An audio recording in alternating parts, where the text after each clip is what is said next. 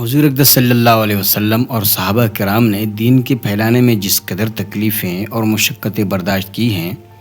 ان کا برداشت کرنا تو درکنار، اس کا ارادہ کرنا بھی ہم جیسے نالائقوں سے دشوار ہے۔ تاریخ کی کتابیں ان واقعات سے بھری ہوئی ہیں، مگر ان پر عمل کرنا تو علیحدہ رہا، ہم ان کے معلوم کرنے کی بھی تکلیف نہیں کرتے۔ یونس اسٹوریز کی ویڈیوز میں ایک بار پھر سے خوش آمدید۔ نبوت مل جانے کے بعد 9 برس تک نبی کریم صلی اللہ علیہ وسلم مکہ مکرمہ میں تبلیغ فرماتے رہے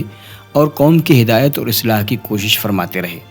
لیکن تھوڑی سی جماعت کے سوا جو مسلمان ہو گئی تھی اور تھوڑے سے ایسے لوگوں کے علاوہ جو باوجود مسلمان نہ ہونے کے آپ کی مدد کرتے تھے،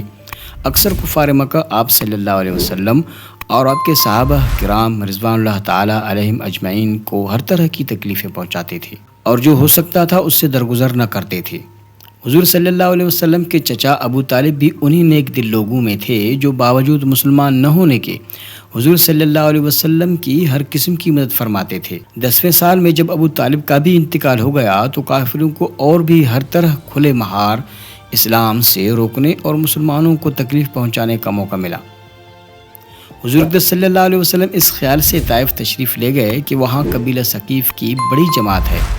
اگر وہ قبیلہ مسلمان ہو جائے تو مسلمانوں کو ان تکلیفوں سے نجات ملے اور دین کے پھیلنے کی بنیاد پڑ جائے۔ وہاں پہنچ کر قبیلہ کے 3 سرداروں سے جو بڑے درجے کے سمجھے جاتے تھے گفتگو فرمائی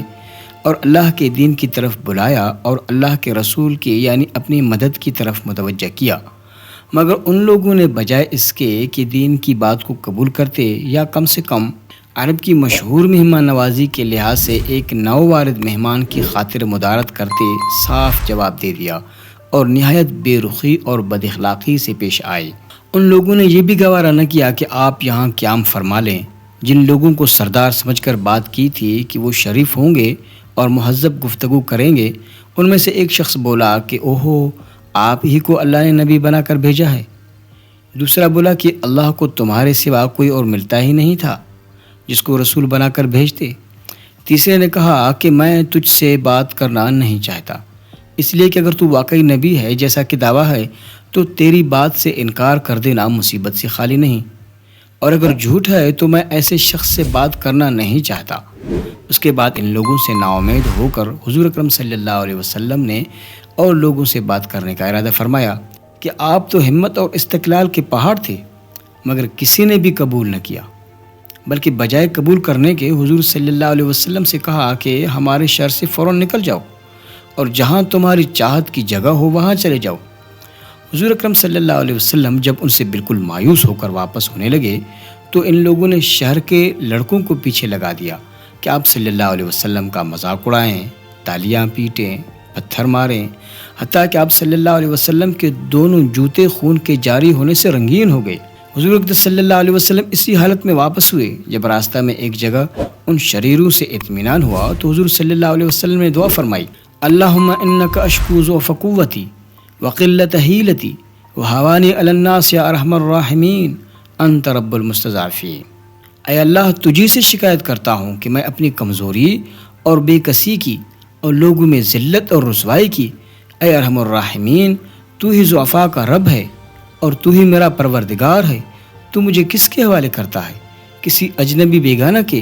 جو مجھے دیکھ کر تر شروع ہوتا ہے اور منہ چڑھاتا ہے، یا کہ کسی دشمن کے جس کو تو نے مجھ پر قابو دے دیا ہے؟ اے اللہ، اگر تو مجھ سے ناراض نہیں ہے تو مجھے کسی کی بھی پرواہ نہیں، تیری حفاظت مجھے کافی ہے۔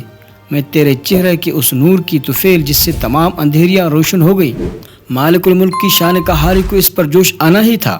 حضرت جبریل علیہ السلام نے آ کر سلام کیا اور عرض کیا کہ اللہ تعالیٰ نے آپ کی قوم کی وہ گفتگو جو آپ سے ہوئی سنی اور ان کے جوابات سنے، اور ایک فرشتہ کو جس کے متعلق پہاڑوں کی خدمت ہے آپ کے پاس بھیجا ہے کہ آپ جو چاہیں اس کو حکم دیں۔ اس کے بعد اس فرشتہ نے سلام کیا اور عرض کیا کہ جو ارشاد ہو میں اس کی تعمیل کروں، اگر ارشاد ہو تو دونوں جانب کے پہاڑوں کو ملا دوں جس سے یہ سب درمیان میں کچل جائیں، یا اور جو سزا آپ تجویز فرمائیں۔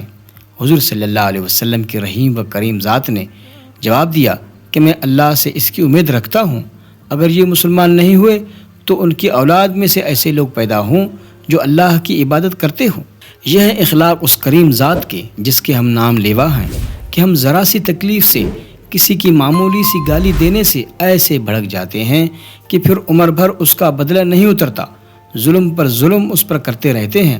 اور دعویٰ کرتے ہیں اپنے محمدی ہونے کا،